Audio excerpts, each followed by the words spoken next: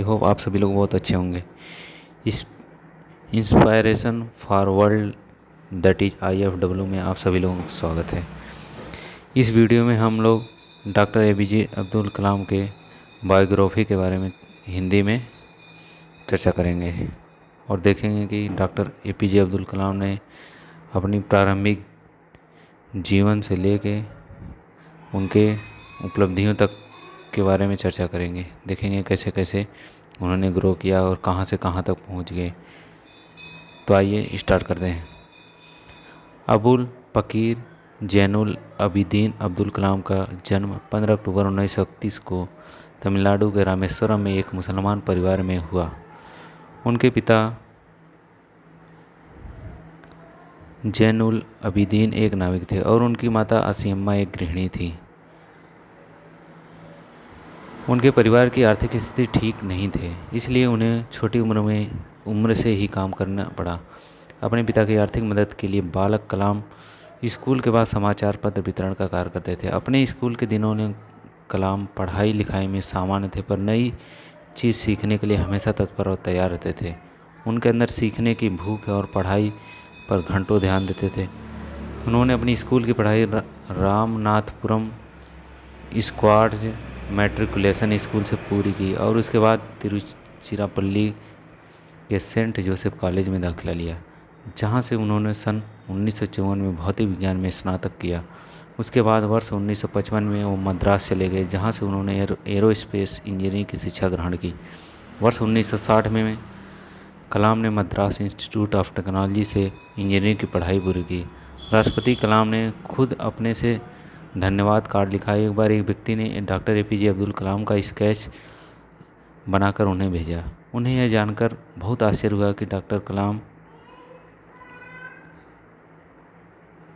ने खुद अपने हाथों से उनके लिए एक संदेश और अपना हस्ताक्षर करके एक थैंक यू कार्ड भेजा। 1969 में उन्हें इसरो भेज दिया गया, जहां उन्होंने परियोजना निदेशक प्रोजेक्ट डायरेक्टर के पद पर काम किया। उन्होंने पहला उपग्रह प्रक्षेपण यान satellite launch vehicle SLV third और polar satellite launch vehicle PSLV को बनाने में अपना अहम योगदान दिया। उनका प्रक्षेपण बाद में सफल हुआ। 1980 में भारत सरकार ने एक आधुनिक missile programme advance missile programme Abdul Kalam ji director से शुरू करने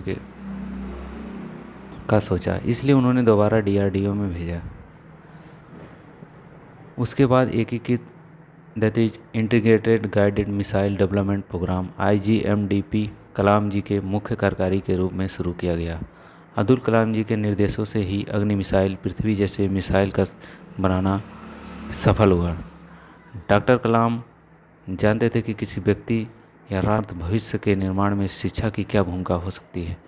उन्होंने हमेशा देश को प्रगति के पथ पर आगे ले जाने की बात कही। उसके बाद भविष्य का एक स्पष्ट खाका था, जिसे उन्होंने अपनी पुस्तक India 2020 a vision for the new millennium में प्रस्तुत किया।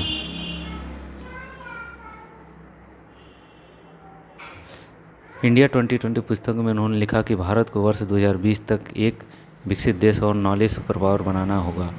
उनका कहना था कि देश की तरक्की में मीडिया को गंभीर भूमिका निभाने की ज़रूरत है। नकारात्मक खबरें किसी को कुछ नहीं दे सकती, लेकिन सकारात्मक और विकास से जुड़ी खबरें उम्मीदें जगाती हैं। डॉक्टर कलाम एक प्रख्यात वैज्ञानिक, प्रशासक, शिक्षाविद और लेखक के तौर पर हमेशा याद किए जाएंगे और देश की वर्तमान एवं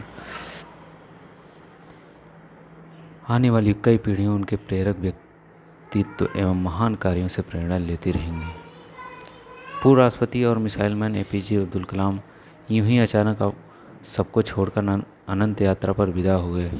दिल का दौरा पड़ने से 83 साल के डॉक्टर कलाम का सोमवार शाम निधन हो गया। इस खबर ने पूरे देश को गम में डुबो दिया, तो साथ ही आम लोगों के बेहद करीब इस शख्स से जुड़ी हर याद ताज़ा हो गई। एक ऐसा ही वाकया पिछले साल का है, जब फ्लाइट से इंदौर आने के दौरान 2 साल की एक बच्ची ने डॉक्टर कलाम का दिल जीत लिया।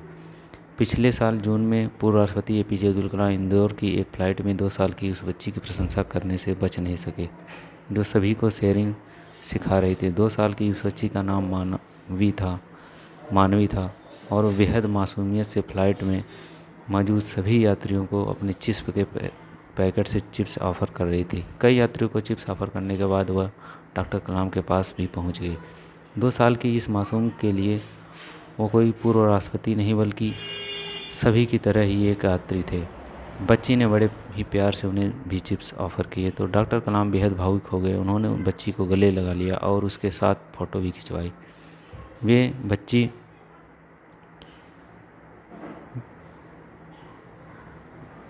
वे उस बच्ची की उदारता के कायल हो गए और उसकी तरफ तारीफ भी की। इतना ही नहीं, उसकी शेयरिंग की ये बात कलाम की इतनी पसंद आ गई कि उन्होंने मानवी के साथ फ़ोटो भी खिंचाया और ट्वीट भी किया। कलाम जानते थे कि किसी व्यक्ति या राष्ट्र के समर्थ भविष्य के निर्माण में शिक्षा की क्या भूमिका हो सकती है। उनका कहना था कि देश की तरक्की में मीडिया को गंभीर भूमिका निभाने की ज़रूरत है। अपनी आत्मकथा कृति माई जर्नी में कलाम साहब ने लिखा है, जीवन के वे दिन काफ़ी कसमसाहट भरे थे। एक तरफ विदेशों में शानदार करियर था तो दूसरी तरफ से देश सेवा का आदर्श। बचपन के सपनों को सच करने का अवसर का चुनाव करना कठिन था कि आदर्शों की ओर चला जाए या मालामाल होने के अवसर को गले लगाया जाए। लेकिन अंततः मैंने तय किया कि पैसों के लिए विदेश नहीं जाऊंगा, करियर की परवाह के लिए देश सेवा का अवसर नहीं कमाऊंगा। इस तरह 1958 में मैं DRDO और डिफेंस रिसर्च एंड डेवलपमेंट से जुड़ गया। डॉक्टर कलाम की पहली तैनाती DRDO के हैदराबाद केंद्र में हुई। 5 सालों तक वे यहाँ पर महत्वपूर्ण अनुसंधानों में सहायक रहे। उन्हीं दिनों चीन ने भारत पर हमला कर दिया। 1962 के इस युद्ध में भारत को करारी हार की शिकस्त झेलनी पड़ी। युद्ध के तुरंत बाद निर्णय लिया गया कि देश की सामरिक शक्ति को नए हथियारों से सज्जित किया जाए। अनेक योजनाएं बनी जिनके जनक डॉक्टर कलाम थे, लेकिन 1963 में उनका हैदराबाद से त्रिवेंद्रम तबादला कर दिया गया। उनका यह तबादला विक्रम स्पेस रिसर्च सेंटर में हुआ, जो कि दूसरों इंडियन स्पेस रिसर्च ऑर्गेनाइजेशन का सहयोगी संस्थान था। डॉक्टर कलाम ने 1980 तक इस केंद्र में काम किया। अपने इस लंबे सेवा काल में उन्होंने देश को अंतरिक्ष विज्ञान के क्षेत्र में महत्वपूर्ण मुकाम तक पहुंचाया। आइए उनके अवार्ड्स के बारे में देखेंगे, कौन से अवार्ड्स पाए। विज्ञान क्षेत्र में सफलता हासिल करने के लिए उन्हें 1981 में पद्म भूषण और 1990 में पद्म विभूषण से सम्मानित किया गया।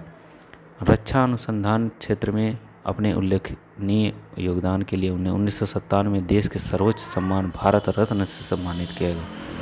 वर्ष 1998 में राष्ट्रीय एकता के लिए इंदिरा गांधी अवार्ड मिला। वर्ष 1998 में अब्दुल कलाम जी को रॉयल सोसाइटी UK द्वारा किंग चार्ल्स सेकंड मेडल से सम्मानित किया गया। अब्दुल कलाम जी को विश्व भर की 40 विश्वविद्यालयों से डायरेक्टरेट की उपाधि हासिल है।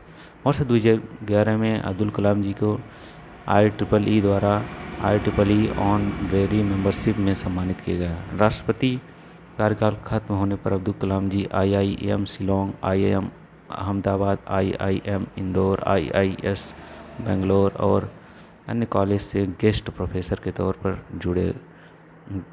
जुड़ गए। साल 2012 में भारतीय युवकों के लिए एक कार्यक्रम what can I give movement शुरू किया, जिसका उद्देश्य भारत में भ्रष्टाचार को रोकना है। डॉक्टर कलाम के विचार क्या थे, इसके बारे में देखते हैं। उनके विचार: प्रश्न पूछना विद्यार्थियों की सभी प्रमुख विशेषताओं में से एक है, इसलिए छात्रों सवाल पूछो। मेरे लिए नकारात्मक अनुभव जैसी कोई चीज़ नहीं है। तीसरा, जिंदगी और समय विश्व के 2 सबसे बड़े अध्यापक हैं। जिंदगी को हमें समय का सही उपयोग करना सिखाती है, जबकि समय हमें जिंदगी की उपयोगिता बताता है। चौथा, जब हम दैनिक समस्याओं से घिरे रहते हैं तो हम उन अच्छी चीज़ों को भूल जाते हैं जो कि हम में हैं। पाँचवा, इंसान को कठिनाइयों की आवश्यकता होती है क्योंकि सफलता का आनंद उठाने के लिए ज़रूरी है। छठवां, मैं हमेशा इस बात को स्वीकार करने के लिए तैयार था कि मैं कुछ चीज़ें नहीं बदल सकता। सातवां, जो लोग आधे अधूरे मन से कोई काम करते हैं उन्हें आधी अधूरी खोखली सफलता मिलती है जो चारों ओर कड़वाहट भर देती है। 8वां, हमें प्रयत्न करना नहीं छोड़ना चाहिए और समस्याओं से नहीं हारना चाहिए। डॉक्टर कलाम ने साहित्यिक रूप से भी अपने विचारों को बहुत सारे पुस्तकों में समाहित किया, जिसमें से कुछ wings of fire, India 2020, a vision for the millennium तथा ignited mind, unleashing the power within India. इन पुस्तकों का कई भारतीय तथा विदेशी भाषाओं में अनुवाद हो चुका है। ये APJ अब्दुल कलाम की हमने भी ये किताबें पढ़ी हैं, the ignited minds and APJ Abdul Kalam wings of fire. ये बहुत ही ज़बरदस्त किताब है। और इस पिक में आप देख सकते हैं जर्नी ऑफ कलाम जी, कैसे उन्होंने देश की सेवा के लिए क्या क्या नहीं किया, अपने जीवन को ही पूरे देश की सेवा में लगा दिया, यहाँ तक कि उन्होंने शादी तक नहीं की। ये रहा biography of APJ Abdul Kalam. Next video हम किसी और महापुरुष के जीवनी के बारे में चर्चा करेंगे। तो आप लोगों को बहुत बहुत धन्यवाद इस चैनल में बने रहने के लिए। इस चैनल को अगर आप पसंद करते हैं तो इसे लाइक कीजिए और अपने दोस्तों के साथ शेयर करिए और सब्सक्राइब करना मत भूलिए। बहुत बहुत धन्यवाद।